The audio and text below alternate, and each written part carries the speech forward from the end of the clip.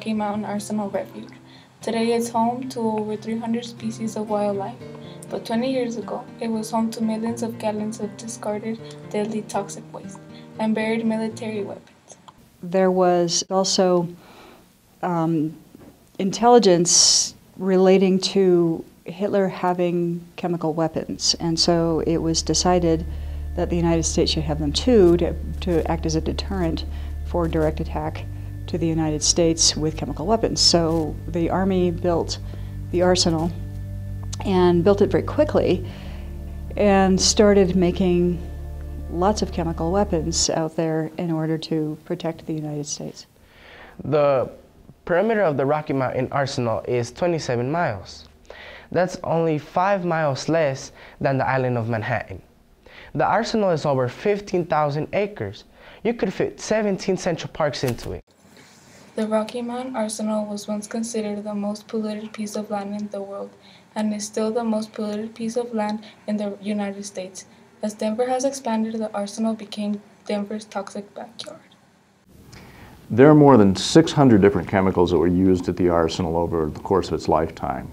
They include volatile organic compounds, heavy metals, arsenic, and something called DIMP, which is a breakdown product from chemical weapons manufacturing, specifically from nerve gas. We asked Jennifer Trego of the EPA what would happen if a person was exposed to any of the chemicals. If someone were to be accidentally exposed to a contaminant, it would depend on what that contaminant is. It would depend on how long they were exposed. It would depend on how they were exposed. Did they breathe it? Did they touch it? Did they drink it? Worst case scenario, these chemicals can cause damage to your central nervous system. They can cause damage to your liver, to your kidneys, to your blood cells. Even in the worst case scenario, they could cause death. This is where we live, in the Montbello neighborhood, but right across the street is the Rocky Mountain Arsenal. This is where millions of gallons of toxic waste are buried. You see, after World War II, the Army leased the land to Shell Oil, and they in turn dumped herbicides, pesticides on top of the already polluted land. In 1986, the state of Colorado filed a lawsuit against Shell and the United States government. At a cost over $2 billion, the pollution was buried under 8 containment layers. The polluted groundwater is being pumped through a water treatment center and placed back into the ground. With the Rocky Mountains clearly visible to the west, the refuge is now home to prairie dogs, hawks, coyotes, bald eagle, bisons, and deer.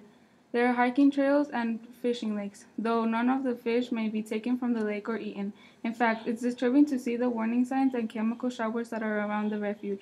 This will never be a park for people, but at least animals can call it home.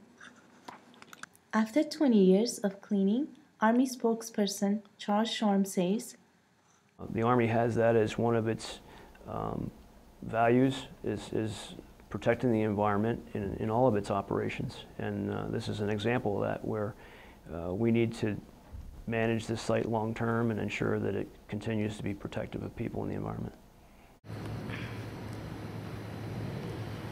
Behind me is the city of Denver. The Army, Shell, and the state of Colorado have done an amazing job cleaning such a big area in so little time. But there's still pollution buried right under us, and it will take hundreds of years before it disappears. The Army has promised to monitor the arsenal until that day, but how do we know if the Army can keep that promise? But that's the devil's bargain.